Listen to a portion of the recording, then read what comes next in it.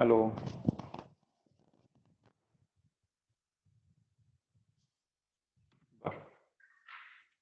आहेत सगळे आन्सर देत नाही, काय कळत नाही मला, म्हणजे काय लक्ष देत नाही, आन्सर देत नाही, काय प्रॉब्लेम आहे? आता कोणी सांगितली डेफिनेशन फ्रिक्वेन्सी रिस्पॉन्स म्हणजे काय? Frequency response. ओके, स्टार्ट करूया आपण. काय सांगितलं? Frequency response is the graph of frequency f of input signal that is in hertz, then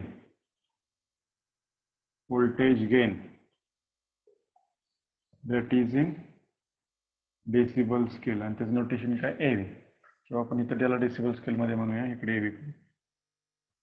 voltage gain in decibel scale, notation for the overall voltage gain is the AV.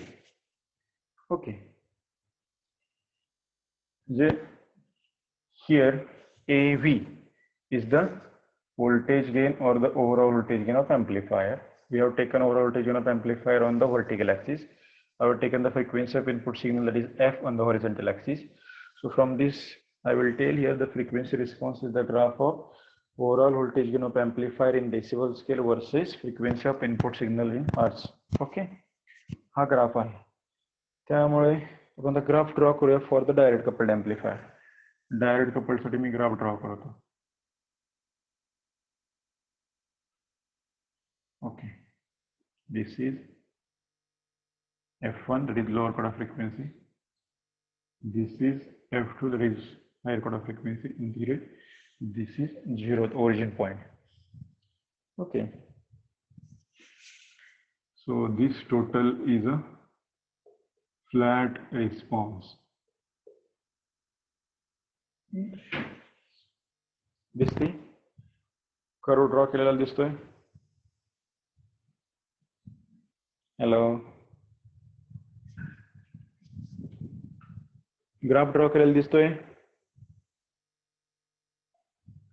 Yes sir. होय, नाही आहे का नाही कोण? Okay, आता ज्या वेळेस आपण frequency response of RC coupled amplifier बघितला होता, त्यावेळेस मी तुम्हाला सांगितलं होतं डेफिनेशन ऑफ फ्रिक्वेन्सी रिस्पॉन्स, ती आपण आता परत रिपीट केली. त्यानंतर मी सांगितलं होतं की एखाद्या डिव्हाइसचा फ्रिक्वेन्सी रिस्पॉन्स का बघायचा, त्याच्या म्हणजे why we will go for the frequency response of amplifier. एम्प्लिफायरचा फ्रिक्वेन्सी रिस्पॉन्स का बघतो, त्याच्यासाठी मी एक्झाम्पल दिलं होतं काय, why we will go for the VI characteristics of PN junction diode. मी तुम्हाला काय एक्झाम्पल दिलं होतं की तुम्ही ड्रॉ करतो, माझ्याकडे सपोज एक PN जंक्शन डायोड आहे, डायोड D. म्हणजे तो काय झालं, माझं एक इलेक्ट्रॉनिक डिव्हाइस झालं, बरोबर आहे. ज्यावेळेस मला हे इलेक्ट्रॉनिक डिव्हाइस माझ्या इलेक्ट्रॉनिक सर्किटमध्ये यूज करायचंय, when I am to use that electronic device in my electronic circuit, before going to use that electronic device, I will check the characteristic of that device. म्हणजे जे device electronic circuit मध्ये use करण्याच्या अगोदर मी त्याचे काय करणार, characteristic check करणार. Characteristic check करणार म्हणजे काय चेक करणार, तर त्याचा मी परफॉर्मन्स चेक करणार, बरोबर आहे. म्हणजे त्यावेळेस मी तुम्हाला हे पण एक्झाम्पल दिलं होतं की मोबाईलचं, हे आता तुम्ही ज्यावेळेस डिप्लोमा फर्स्ट इयरला असणार त्यावेळेस तुमच्यासाठी हे डायोड, हे डिव्हाइस काय असणार, नवीन असणार, त्याच्या अगोदर तुम्ही कधी यूज केलं नसेल किंवा बघितलं नसेल. म्हणजे एक तुम्ही नवीन न्यू डिव्हाइस तुमच्या प्रॅक्टिकल सर्किटमध्ये किंवा इलेक्ट्रॉनिक सर्किटमध्ये यूज करताय. यूज करण्याच्या अगोदर तुम्हाला काय करावं लागेल, तर त्या डिव्हाइसचा परफॉर्मन्स किंवा आपण त्याला म्हणतो रिस्पॉन्स चेक करायला लागणार. आता रिस्पॉन्स चेक करणे किंवा परफॉर्मन्स चेक करणे, त्याला काय म्हणायचं, त्याचं बिहेवियर कसं आहे बाबा, की त्याचा परफॉर्मन्स कसा आहे, रिस्पॉन्स कसा आहे, ते with the help of parameter आपल्याला चेक करावं लागतं. तर with the help of parameter म्हणजे काय, की आता माझ्याकडे जर PN जंक्शन डायोड आहे, तर PN जंक्शन डायोडचा कुठल्या पॅरामीटर चेक करतो आपण, काय करतो, माझ्याकडे एक PN जंक्शन डायोड असेल, आता ही मी तुमच्यासाठी ड्रॉ केला होता तसा, त्याचं छोटंसं सर्किट पण मी तुम्हाला ड्रॉ केलं होतं. मला एक डायोड आहे, तो चेक करायचा आहे. ओके, डायोड मी इथे कनेक्ट केला,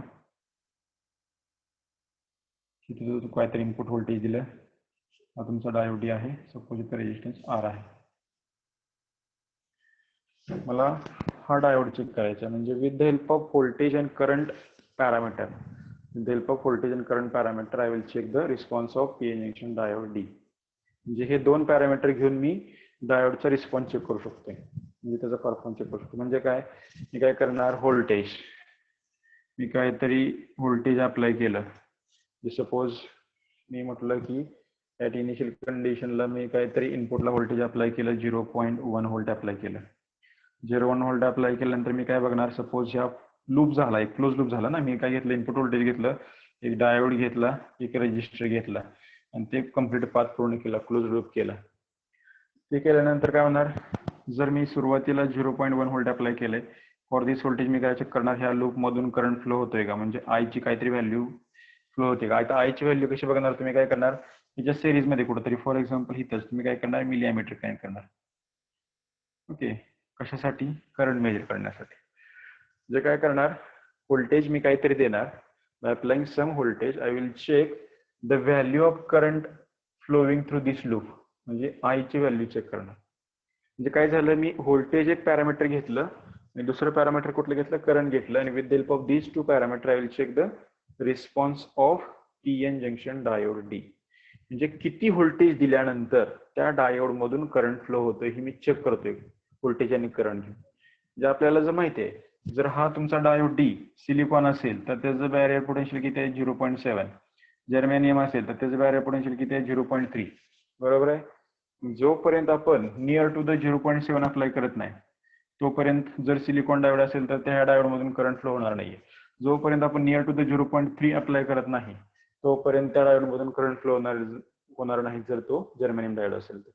म्हणजे मला काय कळालं, व्होल्टेज घेतलं आणि व्होल्टेज अप्लाय केल्यानंतर मला माहिती नाही की सपोज हा सिलिकॉन डायोड आहे की जर्मेनियम डायोड आहे, माहिती नाही.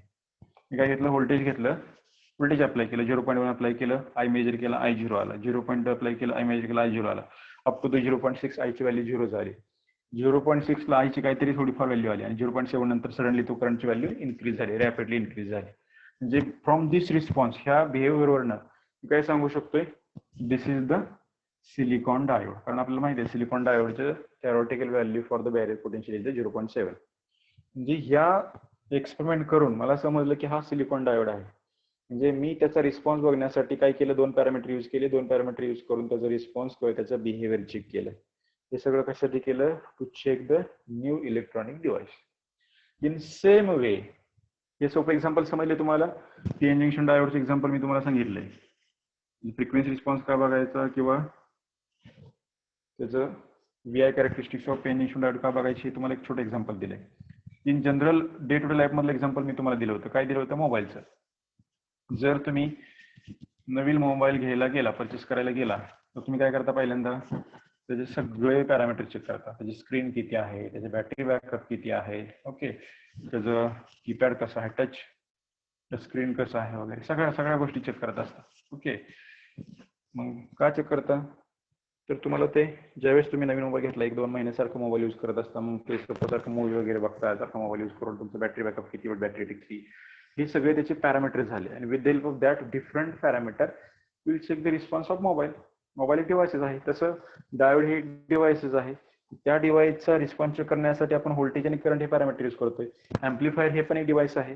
मग ह्या डिव्हाइसचा रिस्पॉन्स चेक करण्यासाठी आपण काय करतोय, दोन पॅरामीटर घेतोय. कुठले दोन पॅरामीटर घेतले मी इथं, फ्रिक्वेन्सी आणि व्होल्टेज गेन, हे दोन पॅरामीटर घेतले. आणि with the help of this two parameter, that is voltage gain and frequency, I will check the frequency response of amplifier. Check the frequency response of amplifier म्हणजे काय, त्या frequency एम्प्लिफायरचा response, एम्प्लिफायरचा performance, एम्प्लिफायरचा behaviour मी check करतोय हे दोन parameter use करून. Okay, म्हणजे हे दोन पॅरामीटर यूज करून मी एम्प्लिफायरचे बिहेवियर चेक करतोय. इन शॉर्ट कळालं, ते झालं फ्रिक्वेन्सी रिस्पॉन्स. आता फ्रिक्वेन्सी रिस्पॉन्सचा ग्राफ मी ड्रॉ केलाय. मी तुम्हाला सांगितलं होतं the frequency response graph is divided into 3 regions. 3 region मध्ये तो डिवाइड होतो. तर पहिली जी रिजन आहे किंवा पहिली जी रेंज आहे, from this to this point, 0 to F1, त्या रिजनला आपण कसली रिजन म्हटलं होतं, can anyone tell, from origin point to the F1. F1 is the lower cut off frequency, F2 is the higher code of frequency, and this is the second region or second range, and this is the third. This is first, this is second, and this is third. तीन region मध्ये किंवा तीन range मध्ये आपण frequency रिस्पॉन्सला divide करतो. मग तो RC coupled amplifier असू द्या, मग तो डायरेक्ट कपल्ड एम्प्लिफायर असू द्या, ट्रान्सफॉर्मर कपल्ड एम्प्लिफायर असू द्या. In each type of coupled amplifier, frequency response is divided into three ranges: low frequency range, mid frequency range and high frequency range. बरोबर आहे. जी लो फ्रिक्वेन्सी रेंज आहे, it will be from 0, that is 0 hertz origin point to the lower cord of frequency, that is 0. Then mid frequency range, that is from lower cord of frequency to the higher cord of frequency, that is f1 to f2. आणि तिसरी जी आहे ती तुमची high frequency range, that is from higher cord of frequency to the end point. या तीन range मध्ये मी divide केलं, त्याला रोमिंग नंबर पण दिले 1 2 3. या तीन रेंज मध्ये मी फ्रिक्वेन्सी रिस्पॉन्स डिवाइड केला. आता मला 1 by 1 रिजन चेक करायची किंवा 1 by 1 रेंज चेक करायची. आता ही पहिली जी रिजन आहे, that is from 0 to f1 in this region.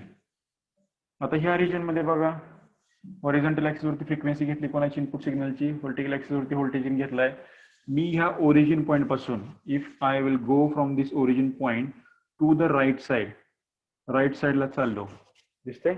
मी जर राईट साइडला चाललो ओरिजिन पॉइंट पासून, तर माझी फ्रिक्वेन्सी काय होणार, इन्क्रीज होणार का डिक्रीज होणार? When I will go from the origin point to the right side up to the f1, then my frequency will be goes on increasing or decreasing?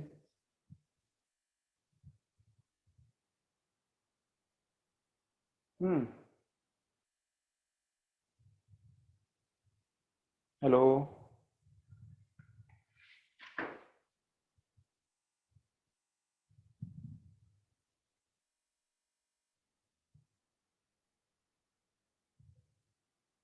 Hello.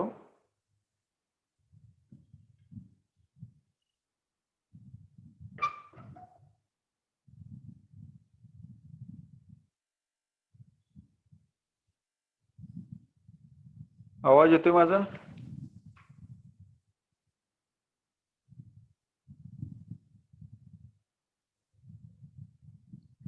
Dnyaneshwari, hello.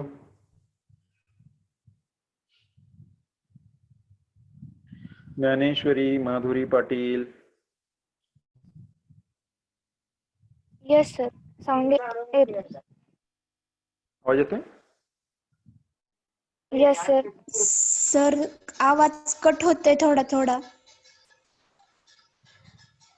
Cut होतोय? हा sir.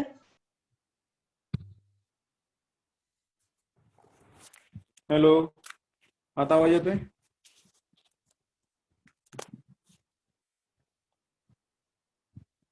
Hello.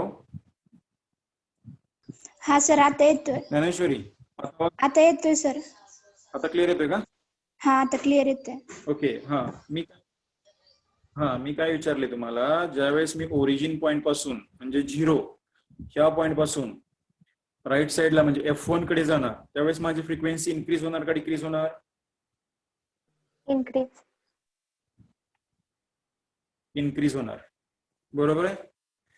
मग आता आपण पहिल्यांदा low frequency range बघूया.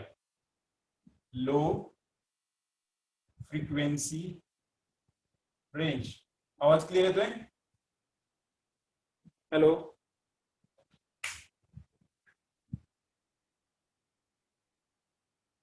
ज्ञानेश्वरी, आवाज clear येतोय का?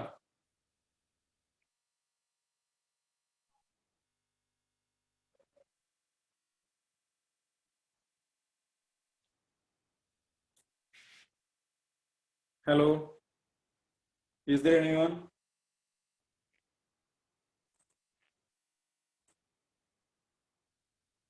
माधुरी पाटील. Yes sir. माधुरी, आवाज येतोय? Yes sir. हा. ओके. पहिली रेंज आपण बघूया, low frequency range. Low frequency range मध्ये मी काय म्हटलं, this will be start from these origin point O. f1 आपली काय लोअर कट ऑफ फ्रिक्वेन्सी आहे, म्हणजे from this origin point to f1 आपली काय आहे, लो फ्रिक्वेन्सी रेंज आहे. मग आता लो फ्रिक्वेन्सी रेंज मध्ये जर मी बघितलं, फ्रिक्वेन्सी माझी इन्क्रीज झाली, सुरुवातीला फ्रिक्वेन्सी कमी आहे, इन्क्रीज होत चालली.